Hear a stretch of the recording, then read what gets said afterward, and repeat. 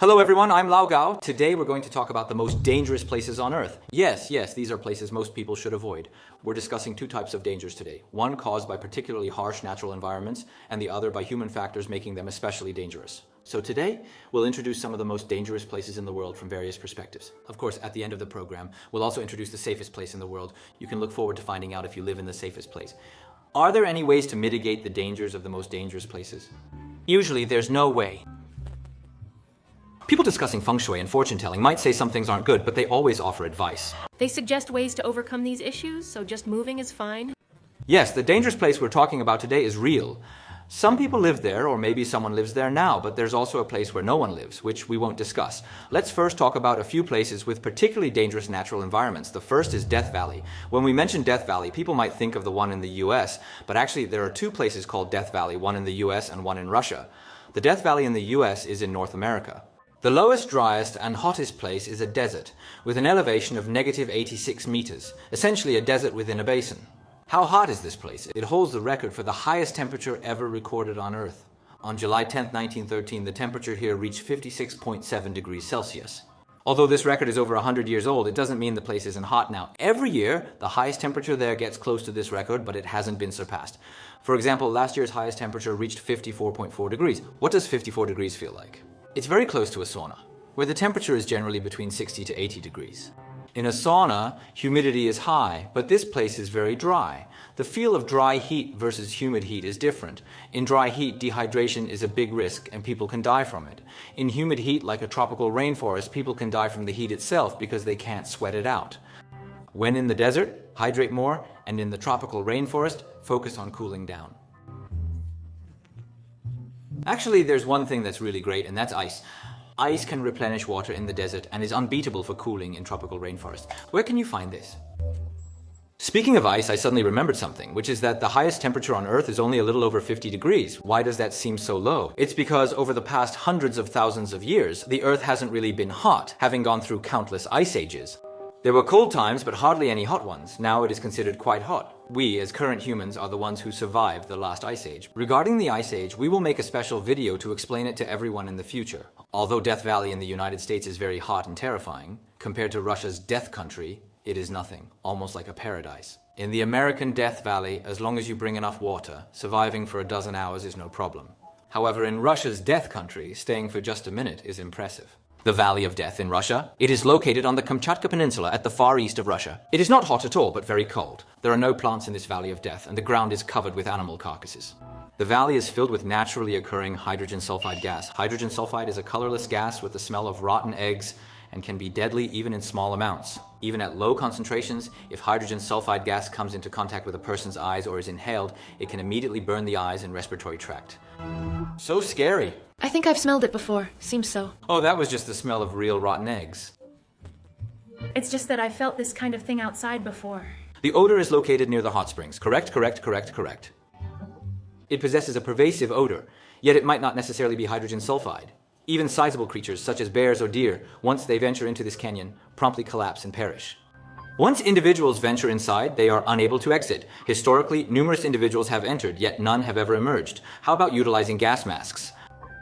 No one intentionally challenges this. Typically, it's the local inhabitants who venture inside, usually to gather mushrooms or berries, and once they inadvertently enter, they never manage to come out again. Therefore, it is indeed a place of demise. The area's big. The area isn't small, surrounded by mountains on three sides with just one exit, so the gases inside can't escape. All right, let's start the class. Besides the Valley of Death, Russia has another dangerous place, the coldest inhabited spot on Earth, called Oymyakon. It's a village in northeastern Siberia, near the Valley of Death, with about 500 residents. The coldest average temperature in January is -46 degrees Celsius. The documented lowest temperature ever recorded was -71.2 degrees Celsius on January 26, 1926. The unofficial record for the lowest temperature is -77 degrees.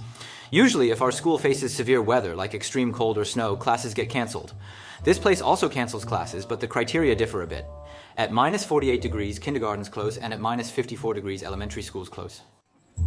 The villagers in this area mainly make a living by hunting and fishing. Some people raise reindeer, like Santa Claus's reindeer, which can survive there. There are also vehicles used for transporting goods in the village. Vehicles entering the village must remain running. Once they are turned off, they cannot be restarted. It's not just vehicles. All electronic devices are inoperable outdoors in this village. You cannot power on a phone, cameras become non-functional, and even ballpoint pens and markers are unusable due to the ink freezing. So inside the car, writing is mostly done with pencils. Basically, going out in this village is a particularly dangerous thing. You have to cover up everything except your eyes. Speaking of eyes, they are the most frost-resistant organ in the human body. Makes sense, right? The most important thing for people is their eyes. If you're not resistant to the cold, it won't work. But why do some people's hands get frostbitten easily while others don't? I think it's about blood circulation. If your circulation is good and you keep your temperature steady, there might not be a problem. For instance, I've rarely had frostbite. I haven't really felt cold, right? What about Dalian? It's always like that. Oh yes, Dalian also hits minus 20 degrees. But I recall when it was that cold in Dalian, the wind was so strong my eyes would freeze shut instantly. When you go outside and the wind blows, oh, your eyes can't open. It's so exaggerated. It's really like there's something like tears in your eyes when you go out. When you close your eyes, they freeze shut and you can't open them. Now the next extreme place is the wettest place in the world, Cherrapunji in India. It's a small town with an altitude of 1,280 meters and a population of 10,000 people. Yes, it is. Ah, indeed. A considerable number of individuals. It holds the prestigious Guinness World Record for the highest amount of rainfall in a single month, documented in July of the year 1861. The rainfall hit 9.3 meters. What does 9.3 meters mean? We get a fair amount of rain here, right? Our yearly rainfall is just over 1 meter, but there it rained 9.3 meters in just 1 month. Taipei, I also checked the annual rainfall, which is approximately 2 to 3 meters, but it reaches 24 meters in a year. As long as it rains, it pours continuously for several months without stopping. So why do so many people still live there? Since ancient times, you've lived there, so it's called the rain capital of the world. Just like the South and North Poles, there's a rain pole. The heavy rain here is due to geography. Warm, humid air from the Indian Ocean blows over, acting like a wall blocking them. When these currents rise, it rains non-stop. Because it rains so much here, it doesn't stop, resulting in many rivers. You can't walk a few steps without having to cross a river, so a bridge is needed. However, bridges made of wood are quickly washed away, and those made of concrete don't last either, as they rot and decay quickly. So, what should be done? Their ancestors came up with a clever idea to build bridges using tree roots.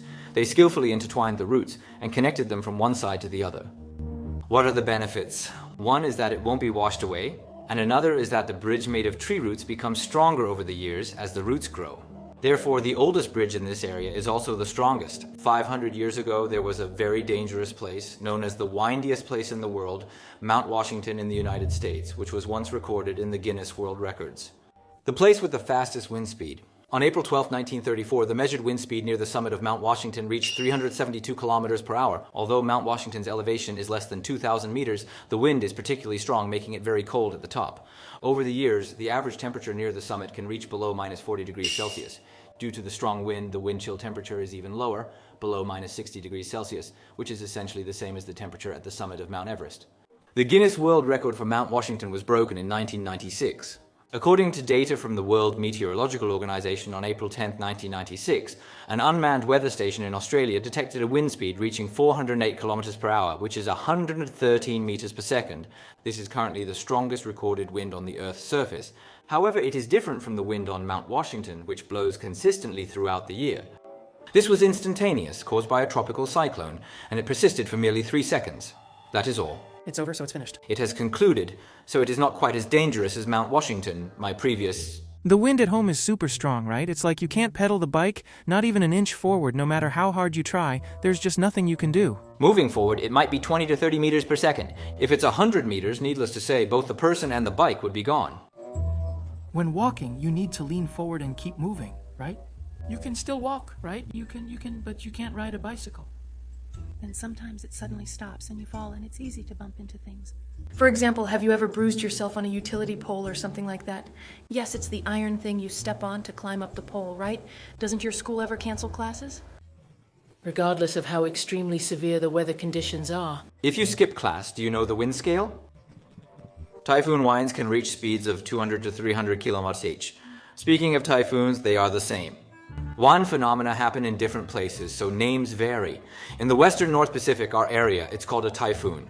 In the eastern North Pacific, in the US, what is it called? It is referred to as a cyclone in the region of the South Pacific, such as in Australia, but it is essentially the same phenomenon with different terminologies. We have typhoons, and the US has hurricanes. Do you know why it's named a typhoon? There are several theories, but the prevailing belief is that the term typhoon originates from the English language, where it is referred to as a typhoon. Thus, we evolved into typhoon. But how did English develop typhoon? In Greek mythology, there was a powerful hurricane, and the giant linked to it was named Typhon. The word came from his name. Some also believe that the term typhoon actually originated from us and was passed on to the Western world. Our ancestors, when seeing typhoons, called them big wind, big wind. With some dialect, it reached the West. Big wind, big wind, big wind eventually turned into typhoon. When the wind intensifies and becomes powerful, it transforms into a typhoon. Isn't it peculiar that Westerners refer to a typhoon as typhoon? Right? It doesn't sound like English or Japanese at all. So the possibility that it was passed from us is quite high. There's also a third theory that typhoons are called typhoons because they often appear near Taiwan and usually make landfall from that area, hence the name typhoon. I think this is easy to understand. Alright, what was mentioned above are all natural factors that make the environment harsh and unsuitable for humans. But there are other factors too. Are people there? There actually are such places, but they are considered human exclusion zones. Next, let me introduce some human exclusion zones caused by human factors. The first one is Bikini Atoll. Bikini Atoll is a ring-shaped coral reef in the Pacific Ocean, belonging to the Republic of the Marshall Islands. This Republic of the Marshall Islands is quite interesting. The land area is 181 sq km. It's quite small, roughly 2/3 the size of Taipei City and 1/35 of Shanghai. The whole country's land area is that tiny, yet its maritime area spans 2 million square kilometers. It is more than 10,000 times the size of its land area. Oh, this country is composed of a total of 29 atolls, the most famous of which is also a World Heritage Site, the Bikini Atoll. It is also one of the most dangerous places in the world. This place is dangerous because it used to belong to the United States, which conducted 66 nuclear tests on this island. So the area around this atoll is filled with nuclear radiation. Of course, before conducting these experiments, the United States had already relocated the island's residents to other atolls, so now there are no people on this island. There are only some plants and a small number of animals, and the plants and animals there are living quite well. It's just that people can't go near Bikini Atoll. Why is it called that name? Everyone knows that a bikini is a three-piece swimsuit. The name Bikini Atoll didn't actually come from the bikini swimsuit, but rather the opposite. The bikini swimsuit was named after Bikini Atoll, wasn't it? The atoll came first, then the swimsuit. It was because the United States conducted nuclear tests at Bikini Atoll, and in the same year they introduced this type of three-piece swimsuit. This swimsuit had a tremendous impact on people's minds and vision at the time, much like a nuclear explosion, so it was named the Bikini swimsuit after the nuclear tests conducted at Bikini Atoll that year. Got it. Indeed, the bikini swimsuit has a surprisingly intense origin. The word means nuclear explosion, did you know that? And what does bikini mean in Bikini Atoll? Locally, it means coconut, so it's simply Coconut Island. Well, the next place humans went into was Gruinard Island in the UK. This island was bought by the UK from Scotland in 1942. Why did they buy it? To conduct biochemical experiments. During World War II, the UK was preparing to create a biochemical weapon called the anthrax bomb. Anthrax is a highly lethal bacterium that typically lives in soil in nature and can infect ruminant animals like cattle and sheep. Once infected, the tissues of these animals would turn black like charcoal and they would die. Normally, it doesn't infect humans, but during World War II, the UK planned to turn it into a biological weapon that could infect people, conducting continuous experiments on this island. Fortunately, they eventually abandoned the experiment. However, the entire island was contaminated with anthrax bacteria all over the soil, so for a long time, access to the island was prohibited. Later in 1986, the UK sent a team to decontaminate the island. They say you can go there now, but no one dares to. The island looks picturesque with beautiful mountains and clear waters. But people just can't go there. Alright, the next place humans went into is the Poveglia Island in Italy. This island is quite famous. We mentioned in our previous film about plagues that starting from the 14th century, the Black Death occurred multiple times in Europe. The best handling of the plague was by Venice because they invented quarantine, isolating people for 40 days, which allowed them to control the plague. The word quarantine also comes from those 40 days, right? So where did Venice isolate people back then? They were isolated on this island. Starting from the 14th century, whenever a plague occurred, people were quarantined on this island, which was originally a monastery. About 100 years ago, the monastery on this island was converted into a mental hospital. This mental hospital mysteriously closed after 40 years. Since then, there has been no one on the island, and it has become uninhabited. Beginning from approximately the 18th century, there have been numerous urban legends originating from Italy concerning this island, claiming that individuals have witnessed apparitions or ghosts floating around there. So no one dares to go there. Additionally, in the 20th century, it was turned into a mental hospital. People say that this mental hospital conducted many inhumane experiments on humans, resulting in the deaths of many patients. Later, the director and the staff there went insane and died. So this island is considered cursed by everyone. No one goes there even though it's open, because... It's just that no one is willing to go. Italy is open, but no ships dare to approach. A well-known and critically acclaimed movie utilized this island as a backdrop, the 2010 cinematic film Shutter Island, featuring the renowned actor Leonardo DiCaprio. This island is perceived as one of the most haunted places in the entire world. Nevertheless, it is said that the Italian government is diligently working to transform its image. They are planning to build a high-end tourist area on the island and convert the mental hospital into a luxury hotel. Would you dare to stay there? Finally, let me introduce you to an even more famous human area, which is Area 51. We've talked about it many times. It's a military base near Las Vegas in the United States, and for a long time, the US did not acknowledge its existence. It wasn't until 2013 that the CIA released a batch of documents due to declassification, which inadvertently revealed the location of Area 51 through the U-2 bomber documents. So the US government had to admit that Area 51 exists, but they still don't acknowledge UFOs and aliens. Didn't they admit it? Yes. That was about the flying objects last year and the year before. In 2013, they were still insisting that Area 51 is just for aircraft research and unrelated to UFOs or unidentified flying objects. There weren't any of those things, but in the last couple of years, the US Navy and the Pentagon have both acknowledged the existence of UFOs and even released videos. I reckon it's only a matter of time before they admit to the existence of aliens. Well, these are some of the world's most famous human-restricted areas. Every year, there is a selection of the safest countries and regions in the world. This ranking is published by the Institute for Economics and Peace in the UK and is mainly based on a few indicators. For example, whether the country has internal conflicts, external wars, the number of unnatural deaths, relations with neighboring countries, political stability, presence of terrorist attacks, crime rates, military expenditure, and types of crime. These indicators are generally used for assessment. Based on a thorough assessment and the 2020 Global Peace Index rankings, Iceland is the most peaceful nation, taking first place. New Zealand follows in second, Portugal in third, Austria in fourth, Denmark in fifth, Canada in sixth, and Singapore in seventh. Czech Republic is ninth, Japan 10th. Some people in Switzerland are not very... Yes, countries with more people, like Iceland. More populated ones are Singapore and Japan. Do you mean dense areas? On the contrary, the least peaceful countries are Afghanistan, Syria, Iraq, South Sudan, Yemen, Somalia, Belgium, Congo, Central African Republic, and in 10th place, Russia. Russia is ranked high. Well, Russia is probably mainly due to military expenses and some foreign wars. So what about the Economist Intelligence Unit in the UK? They also publish a list of the safest cities every year. In 2019, the top 10 safest cities were: first, Tokyo; second, Singapore; third, Osaka; fourth, Amsterdam; fifth, Sydney; sixth, Toronto; seventh, Washington; eighth, Copenhagen; ninth, Seoul; and 10th, Melbourne. If we don't count incidents like groping, that is. What about groping?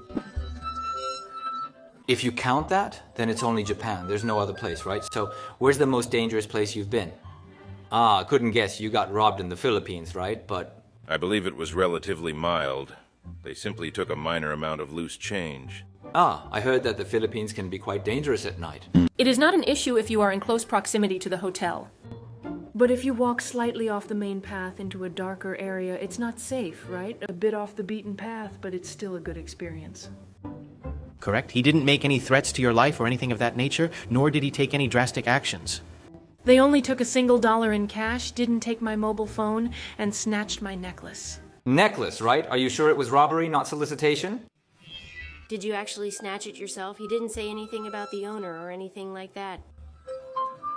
Maybe he said it. I didn't understand, right?